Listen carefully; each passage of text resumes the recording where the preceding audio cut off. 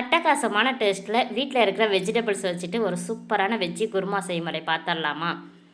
சப்பாத்தி, பூரி, இட்லி, தோசை, இடியாப்பம், ஆப்பம் எல்லாத்துக்குமே அல்டிமேட்டாக இருக்கும். டேஸ்ட்டுமே வேறு லெவலில் இருக்கும். கண்டிப்பாக ட்ரை பண்ணி பாருங்கள்.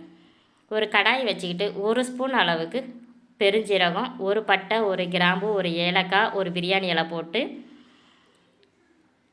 கொஞ்சமாக ஒரு கைப்பிடி அளவுக்கு தேங்காய், ஒரு 4-5 பல் முந்திரி பயிறு, 2 பச்சை மிளகா, ஒரு வெங்காயம், ஒரு தக்காளி பழம், 2 ஸ்பூன் அளவுக்கு மல்லாட்டை பயிறு, 2 ஸ்பூன் அளவுக்கு பொட்டுக்கடலை, ஒரு கைப்பிடி அளவுக்கு கொத்தமல்லி தழை போட்டு எண்ணெய் ஊற்றியும் வதக்கலாம், எண்ணெய் ஊற்றாமலேயும் வதக்கலாம். நான் எண்ணெய் ஊற்றாமல் வதக்கி வச்சுருக்கேன்.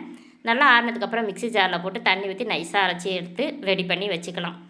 ஒரு குக்கர் வச்சுக்கிட்டு எண்ணெய் விட்டுக்கிட்டு பட்டை லவங்கம் வெடிக்க விட்டுட்டு ஒரு வெங்காயம் போட்டு நல்லா இந்த கலரில் ப்ரௌன் கலரில் மாறினதுக்கப்புறம் இஞ்சி பூண்டு பேஸ்ட்டு போட்டிருக்கேன். இஞ்சி பூண்டு பேஸ்ட்டு நான் வச்சுருந்தனால இஞ்சி பூண்டு பேஸ்ட்டாகவே நான் யூஸ் பண்ணிக்கிட்டேன். உங்கள்கிட்ட இஞ்சி பூண்டு பேஸ்ட்டு இல்லாட்டினா நீங்கள் அரைக்கிற மசாலாவாலே ஒரு துண்டு இஞ்சியும் ஒரு 10 பூண்டு பல் உரித்து போட்டுக்கலாம். அதோடவே அரைச்சி ரெடி பண்ணி எடுத்து வச்சுக்கோங்க. 1/4 டீஸ்பூனு மஞ்சத்தூள், 1 டீஸ்பூனு கரம் மசாலா தூள், 1 டீஸ்பூனு தனி மிளகாய் தூள், 2 ஸ்பூனு மல்லித்தூள், 1 டீஸ்பூனு சிக்கன் மசாலா தூள் போட்டு எண்ணெயில் ஒரு 2 நிமிஷம் அப்படியே வதக்கிக்கலாம். உங்கள்கிட்ட எந்த வெஜிடபிள்ஸ் இருந்தாலும் நீங்கள் கட் பண்ணி போட்டுக்கலாம். நான் வந்துட்டு உருளைக்கிழங்கும் கேரட்டும் பொடியாக கட் பண்ணி அதுவுமே இதோட போட்டுக்கிட்டேன். அரைச்ச விடுதை அப்படியே இதில் போட்டுக்கலாம். 1 டம்ளர் அளவுக்கு தண்ணி ஊற்றி மிக்ஸி ஜாரை கழுவி ஊற்றிக்கலாம். நைட்டே ஊற வச்சுருக்கிற பட்டாணி ஒரு கைப்பிடி அளவு போட்டிருக்கேன். நல்லா கிண்டி விட்டுருவோம். ஒரு கைப்பிடி அளவுக்கு கொத்தமல்லி தழையும் போட்டுக்கலாம். தேவையான அளவுக்கு உப்பும் போட்டுக்கலாம். இன்னும் 1 டம்ளர் தண்ணி விட்டுக்கலாம். நல்லா கிண்டி விடுவோம். மல்லாட்டை பயிரும் பொட்டுக்கடலை தேங்காய்லாம் போட்டிருக்கனால அடி பிடிக்கிறதுக்கு நிறைய சான்ஸ் இருக்குது. நல்லா இந்த அளவுக்கு கொதி வரட்டும், கிண்டி விட்டுக்கிட்டே இருங்க. இந்த அளவு கொதி வந்ததுக்கப்புறம் குக்கரை மூடி விட்டு ஒரு 3 விசில் வந்ததுக்கப்புறம் ஸ்டவ் ஆஃப் பண்ணிடலாம்.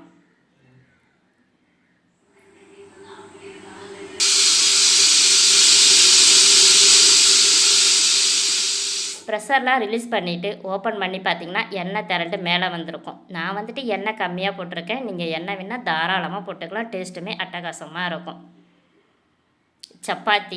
சப்பாத்தி பூரிக்கெல்லாம் கொஞ்சம் திக்காக இருந்தால் நல்லாயிருக்கும். இட்லி தோசைக்கெல்லாம் நீங்கள் இன்னும் 2 டம்ளர் கூட நீங்கள் தண்ணி ஊற்றி கொஞ்சம் தண்ணியாக இட்லி தோசைக்கெல்லாம் நம்ம எடுத்துக்கிட்டோன்னா டேஸ்ட்டு அட்டகாசமாக இருக்கும். இந்த குருமாவில் வந்துட்டு பொட்டுக்கடலை மல்லாட்டை பயிரெலாம் போட்டிருக்கனால நல்லா திக்னஸாகவே இருக்கும். நீங்கள் இன்னும் நல்லா 2 டம்ளர் தண்ணி ஊற்றுனீங்கன்னா நல்லா தண்ணியாக இருக்கும். இட்லி தோசைக்கெலாம் தண்ணியாக இருந்தால் வேறு லெவலில் இருக்கும். கண்டிப்பாக இந்த குருமாவை ட்ரை பண்ணி பாருங்கள்.